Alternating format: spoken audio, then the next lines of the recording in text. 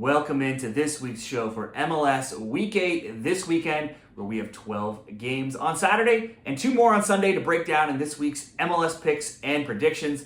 Now let's look at a few stats and storylines heading into this weekend. Last week we had 45 goals on the weekend. That was good for 3.2 goals per match. Philly, they're still the last undefeated team. Orlando's the team coming off a bye this week. Nashville is the team on a bye. Midweek play, we had Columbus, New England, Miami all playing in the CONCACAF Champions Cup. Only Columbus won and advanced. Cucho came back last week from a 2-game ban for the Crew, only to take a red card, and he'll miss out again this week. St. Louis leads the league in draws. They've drawn 5 of 7 games. Montreal is playing their first home game of the season after a long road trip. Okay, so after that, let's break down this week's parlays. I have 3 2-game parlays. If you want more MLS content, give the video a like and subscribe to the channel to get more all year round. Parlay number 1, the first game on the card is Portland and LAFC. It was a big El Tráfico win for LAFC last week. 2-1, they're now 5th in the West, 3-1-3. The jury is still out, though, for me on this version of LAFC with that record. All 3 wins have come at home. All 3 losses have come on the road, which is where they'll be here. 3-2, 2-0, and 3-0 in those road losses. They do lead the league in XG and shots on target, though. Portland were nearly run off the pitch in Kansas City last week, could get ugly for Portland soon if they don't turn that around, as they've now drawn 3-3 and lost 3-2 and 3-1 and 1-0 in their last 4 games, so it's been not a good run for them of late. But the 14 goals allowed is tied for Chicago as well for the second worst mark defensively in the league. Only Austin and Nashville have worst XGAs as well. Both teams won at home last year when they played. LA 3-2, Portland 2-0. There's 12 straight matches between them that have seen at least 2 goals scored, and both teams to score has hit at a 10-2 rate. Portland has scored in 14 straight home games across all competitions if we go back to last season. I'm trusting them to get 1 goal here at least playing at home. Plus LAFC give up the 5th most attacking third touches, so Portland should have some chances. But I'm not going to trust Portland to keep a clean sheet here, even with Crepeau playing against his old team. They have given up 3 goals now in 3 straight games. This looks like a both teams to score for me for leg 1 of this parlay.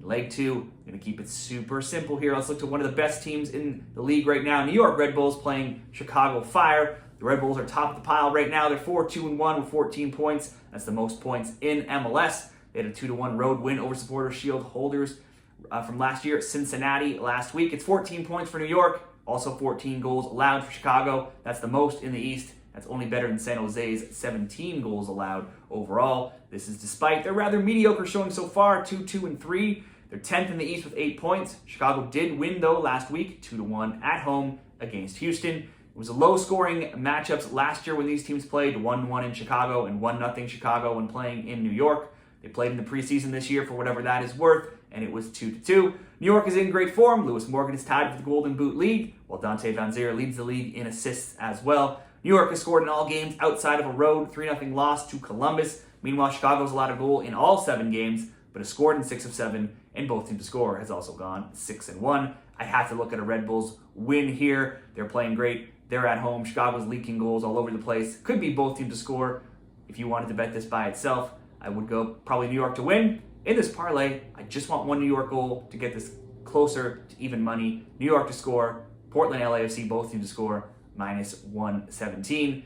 Parlay number 2, a little bit later into the evening on Saturday. Sporting Kansas City and Inter Miami. SKC are 7th in the West. They're 2-4-1, and they're hosting Miami. 3rd in the East at 3-3-2. This game gets played at a different venue this week. It's at Arrowhead Stadium, home of the Kansas City Chiefs, instead of Children's Mercy Park, in anticipation of welcoming a crowd of 70,000 more to welcome Messi and friends. Hopefully, most of them will play sometime, having just played in the Champions Cup this week. Sporting Kansas City started slow with 3 straight draws this season. They still have just 1 loss, though, after blowing a 2-goal lead with the Galaxy and losing 3-2. They also blew another lead last week. They blew a 3-goal lead over Portland, and they drew 3-3. But they have scored in 6 of 7. They've scored multiple goals in 4 straight. They've also allowed goals in 6 of 7, too, making both teams to score bets going 6-1 for Sporting Kansas City games. Meanwhile, Miami was away to Monterrey in the Champions Cup on Thursday, and they lost again to go out of that competition. Any Miami game, though, is usually good for goals. They had 2 clean sheets at home in their first 3 games this season, but since they have been leaking goals as well. In the only meeting between these teams, Miami won 3-2 at home last season. Sporting Kansas City games average 3.1 goals per match, while Miami's average 3.5. I don't see either team keeping a clean sheet so long as some of those stars for the Miami side get some time on the field. But either way, we've still seen KC give up goals all over the shop right now. Let's go both teams to score.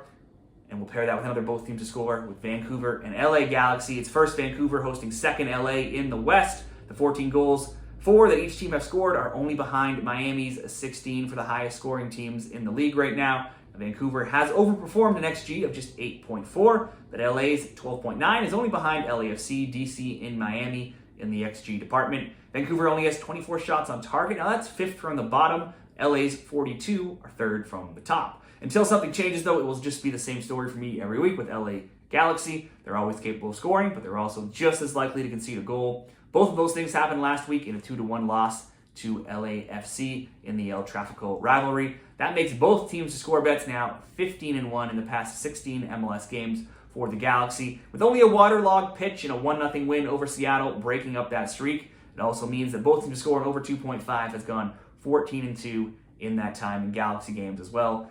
The Caps, too, though, they're filling the net. They're winners of 4 of 5. They've scored in all 6 MLS games. They've scored multiple goals in 4 of 5, and they've scored in 22 of their past 25 home MLS games going back to last season. It's not just Brian White and Ryan Gold either. Fafa Pico has 3 goals and 2 assists in his last 3 games. Last year, there were 3 meetings between these teams. The scores were 1-1, 4-2 Vancouver, and 2-1 Vancouver. Like every LA game, and like we've said, Vancouver scoring as well, this looks like it could be another both teams to score. Probably both teams to score and over 2.5 by itself. Before this parlay, it's going to be leg 2 of a both teams to score parlay. We'll go Vancouver, LA, and SKC Miami. Both teams to score in both games, coming in at plus 144 odds. And number 3 parlay for me, another 2-gamer. We're going to Sunday. There's 2 games on Sunday, and the first one looks like a good one between Atlanta and Philadelphia. It's 6th Philadelphia hosting 6th place Atlanta hosting a 2nd place Philly in the Eastern Conference showdown. Philly looks to have shaken off an early exit from the Champions Cup. They now have won 3 straight MLS games, 3-1, 2-0, and 2-1 last week in Nashville. Now, outside of one 6-0 road loss to Pachuca in the Champions Cup, they've not lost any of their other 9 games while scoring in every game except for those 2 Pachuca games in the tournament. But take out those Pachuca games, and they have only 1 clean sheet as well, and both teams score 7-1 in those other 8 games. So they're scoring, but usually conceding. Atlanta also got a result away from home last week, a 1-1 draw with New York City FC. They were shut out in week 1 to Columbus, 1-0, and 2-0 to Toronto while missing several key players. Both of those games, though, did come on the road. Otherwise, they've scored a goal in 4 of their other 6 games. And when playing at home in MLS, Atlanta have now won 4 straight. They're undefeated in 7, and they only have 3 losses in 21 and have scored in each of those 21 games if we go back to the start of last year. Last year, Atlanta won 2-0 at home, and it was 3-2 Philly at Subaru Park. Georgios Giacomakos and John De Silva are both questionable here for this week. They missed out last week, so Salvo Lobalagenze may start up top. Diego Mata is still there. Atlanta should still have enough to get at least 1 goal. Both Daniel Gadzag and Julian Carranza are on fire for Philly, though. They both have 4 goals each. They should be able to get the Union on the board as well. I'm going to go both teams to score in this game. And just to bump it up slightly, let's go to St. Louis and Austin. Hands up if you thought after 7 rounds, there'd be a combined 3 wins between these 2 teams, and that the team with more wins, 2, would be Austin. Probably nobody would have said that. Both teams, though, are struggling. Austin finally got some wins lately. Both of those came at home, though, and versus 2 equally poor teams, more comparable to themselves, beating Dallas 2-1 and then San Jose 4-3 last week. But it is just 2 losses, though, in 7 for Austin, who are 3-2.